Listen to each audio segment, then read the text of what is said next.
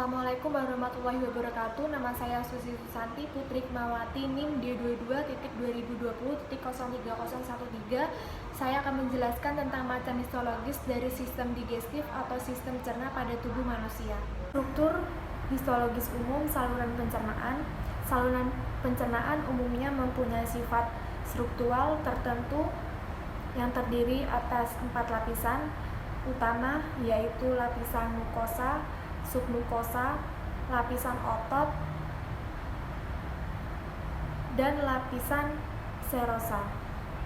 Yang pertama yaitu lapisan mukosa, terdiri atas yang pertama epitel pembatas, yang kedua lamina propria, yang terdiri dari jaringan penyambung jarang yang kaya akan pembuluh darah, kapiler, dan limfe dan sel-sel otot polos, kadang-kadang mengandung juga kelenjar-kelenjar dan jaringan limfoid. Yang ketiga yaitu muscularis mucosae.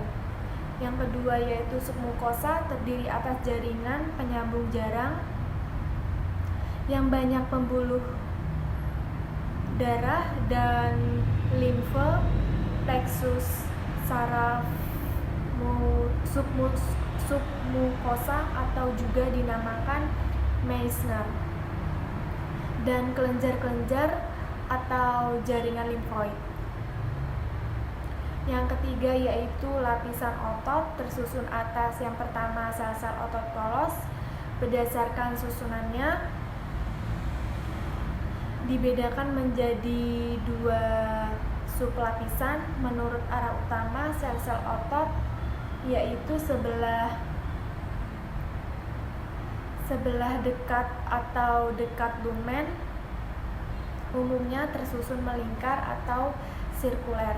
Pada sublapisan luar kebanyakan memanjang atau longitudinal. Yang kedua yaitu kumpulan saraf yang disebut plexus myenteric atau Auerbach yang terletak antara 2 sublapisan otot. Yang ketiga yaitu pembuluh darah atau limfe.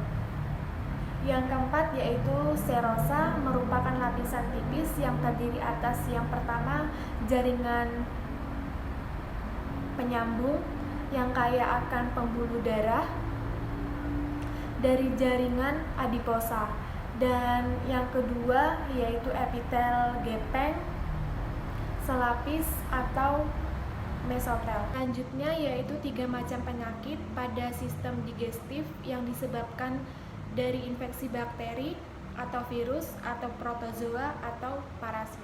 Yang pertama disentri. Disentri adalah peradangan usus yang bisa menyebabkan diare disertai darah atau lendir. Saat diare, frekuensi buang air besar akan meningkat dan konsisten, feses yang lembek atau cair. Disentri terbagi menjadi 2 jenis, yaitu disentri basilar atau sigelosis. Yang kedua disentri amebik atau amebiasis. Yang kedua yaitu penyakit tropik infeksi, tipoid dan paratipoid fever.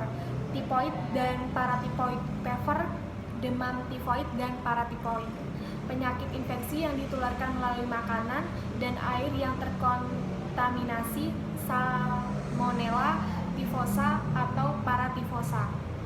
Yang kedua yaitu kausa dan insidens, penyebaran melalui feses tercemar atau feses karir penyakit yang terkait lewat sanitas air minum jelek, higienis lingkungan jelek, lalat dan sebagainya. Juga bisa melalui makanan kerang atau outbreak. Yang ketiga yaitu kolera. Kolera adalah penyakit bakteri yang menyebabkan diare berat dan dehidrasi. Biasanya penyebaran melalui air atau makanan yang terkontaminasi oleh bakteri Vibrio cholera dan Vibrio eltor. Kolera berakibat fatal jika tidak segera ditangani. Gejala utama adalah diare dan dehidrasi. Perawatan termasuk rehidrasi, cairan infus, dan antibiotik.